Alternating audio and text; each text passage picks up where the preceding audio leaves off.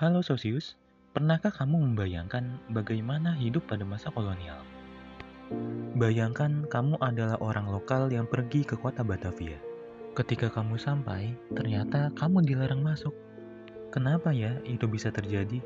Sedangkan di masa sekarang, kamu bisa bebas keluar masuk berbagai kota. Lantas, apa perbedaan kota-kota masa lalu dan masa kini?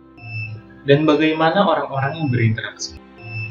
Maka pada kesempatan kali ini, kita akan mempelajari sejarah kehidupan sosial di Indonesia, khususnya perkampungan yang ada di sekitar Batavia. Pada masa kolonial, struktur sosial kota tidaklah seperti sekarang.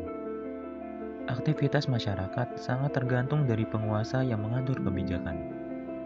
Di Batavia, Gubernur Jenderal tidak sembarang memberi kesempatan untuk seseorang masuk ke gerbang kota. Ia menerapkan segregasi, yaitu pemisahan yang dalam masa ini didasari atas perbedaan ras dan etnisitas.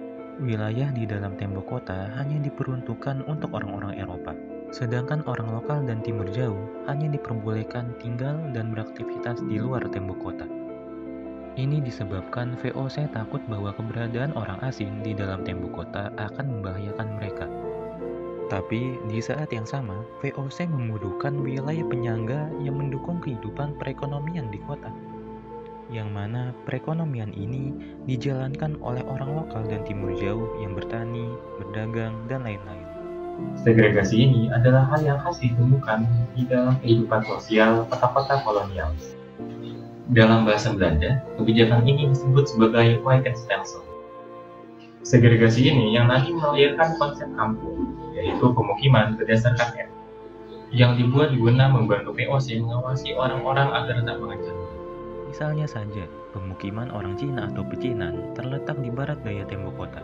Ternyata, kampung Cina ini dibangun setelah kerusuhan yang melibatkannya pada 1740. Sedangkan di barat luar kota Batavia, terdapat pemukiman orang Mur di Pekojan. Terdapat juga penduduk yang disebut sebagai Marsu, yaitu budak-budak dari pesisir Coromandel dan Bengal berbahasa Portugis yang bebas setelah mengalami protes. Mereka tinggal di tanah rawa yang dibuka dekat gerbang tenggara kota. Komunitas mereka dapat kita temukan di tempat yang kini disebut Kampung Tugu. Bagaimana dengan orang-orang lokal? Jika kamu mau tinggal di sekitar kota Batavia sebagai orang Jawa, maka kamu akan tinggal di tepi Sungai Krukut, dekat Benteng Jakarta. Lebih spesifik lagi, orang Jawa Timur tinggal di sisi timur Sungai Ciliwung, sedangkan orang Jawa Barat tinggal di sisi baratnya. Ternyata, perkampungan Jawa itu dibentuk atas ketakutan VOC setelah serangan Banten pada 1656. Selain orang Jawa, ada juga orang-orang Bugis yang bermukim di tepi Sungai Krukut. Mereka datang setelah pemberian tanah itu pada Arum Paduju pada tahun 1667. Beberapa tahun setelahnya, pemukiman Makassar dibentuk di utara Amanusgrach, kini bagian Jakarta Utara. Selain datang dengan beraktivitas sebagai pedagang, buruh, atau petani, banyak orang lokal yang didatangkan VOC sebagai pasukan. Hal ini terjadi untuk orang Ambon yang tinggal di kawasan Jembatan Merah, kini Jakarta Barat. Ada juga kampung Melayu yang terletak di Jakarta Timur dan Jakarta Barat.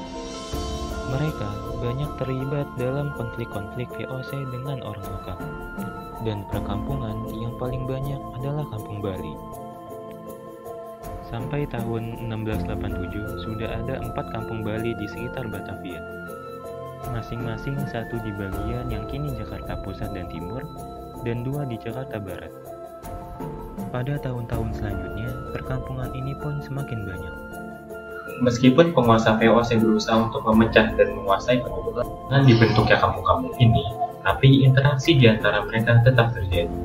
Perdagangan, pekerjaan, bahkan sampai pernikahan terjadi saling silang antar etnis.